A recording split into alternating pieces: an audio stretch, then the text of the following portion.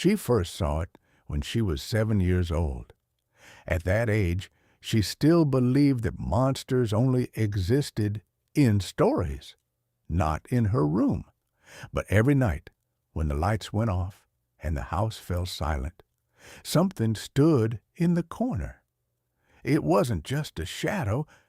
It was darker than anything around it, like the darkness itself had taken shape. It never moved. It never made a sound. It just watched her. At first, she would hide under her blanket, squeezing her eyes shut, whispering to herself that it wasn't real.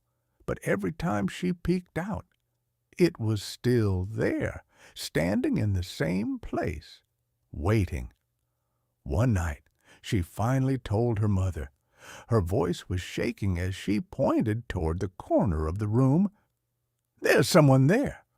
Her mother looked, and for a brief moment, her expression changed. Just for a second. Fear. Then it disappeared.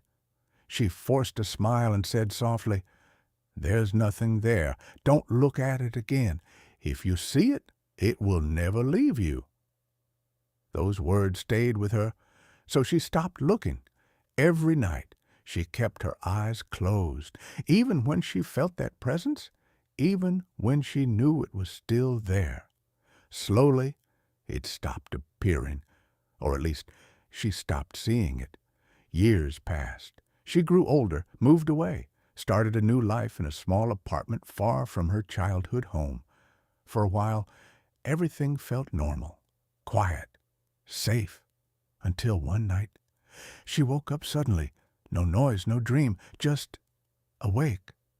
The room felt different, heavy, like the air itself had thickened, and then she felt it, that same presence right behind her, close, too close.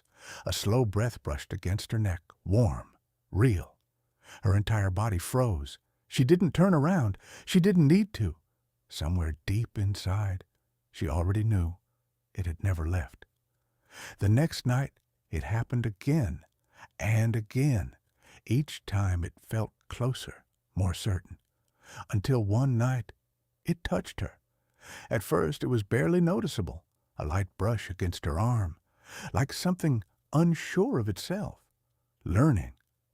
Then gradually it became more confident, an arm sliding around her waist, pulling her closer, holding her, not aggressively, not violently, just firmly, like it didn't want her to move away. She should have screamed, she should have run, but she didn't, because something inside her recognized it. That same feeling from childhood, that same presence that had watched her grow.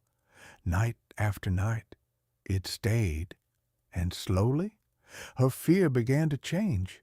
It didn't disappear, but it softened, turned into something else, something she couldn't explain. Loneliness mixed with comfort. She started talking to it. At first, just whispers, small questions. "Why are you here?" No answer, but it stayed closer. She began to answer her own questions, pretending it understood, pretending it was listening, and somehow it felt like it was. One night, she said something she didn't expect to say. "I don't want to be alone anymore." The room fell completely still. Even the breathing stopped. For a moment, she thought it was gone. But then she felt it pull her closer, stronger than before, and for the first time it spoke. A broken whisper, slow, unnatural, like it wasn't used to words. "I never left." Her heart pounded. Tears filled her eyes, but she didn't move. "I waited." Its voice grew steadier. "I watched you grow." She couldn't breathe. "I want to stay with you." Something inside her broke, not from fear, but from the realization that she wasn't alone anymore, and she didn't want to be. From that night on, she stopped resisting. She let it stay. Days passed, weeks, and then her body began to change. She felt weak, dizzy, different, until one day she realized the truth. She was pregnant, There was no explanation, no one else in her life, and yet, deep inside, it felt right, as if this had always been the plan. At night, it would rest its hand on her stomach, carefully, gently, as if protecting something. "This is ours," it whispered. She cried, but she didn't resist. Months passed. Her fear turned into acceptance, then into attachment, then into something darker, dependence. She needed it now, needed its presence, needed its touch. Finally, the day came. The pain was unbearable. Her body trembled. Her breath became uneven. She screamed, but no one came, because there was no one else, only her and it.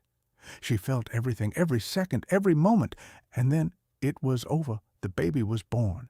She looked down and saw it, small, silent, still.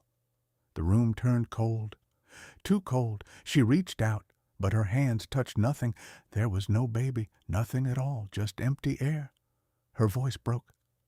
"Where is my baby?" Silence, then that voice, right behind her, closer than ever, colder than ever. It was never real.